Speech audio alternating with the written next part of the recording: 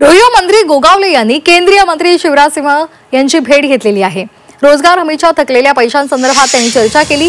रोजगार हमीचे थकीत 1200 कोटी हे त्यामुळे लवकरच मिळणार असल्याचं त्यांनी सांगितलेलं आहे।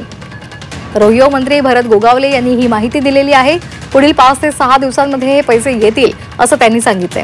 राज्यातील आदिवासी पट्ट्यामधील रोजगार हमी योजनेचे केंद्र सरकारकडे थकलेले 1200 कोटी रुपये हे लवकरच मिळण्याच्या आशा आता पल्लवित झाल्यात। राज्याचे रोजगार हमी योजना मंत्री भरत गोगावले यांनी महाराष्ट्रातील खासदार आणि आमदारांसहित केंद्रीय मंत्री शिवराज सिंह चौहान यांची भेट घेतली। थकीत निधी संदर्भात त्यांनी चर्चा केली। येत्या 10 ते 12 तारखेपर्यंत हे पैसे राज्याला वर्ग करण्याचं आश्वासन चौहान यांनी दिलेलं आहे।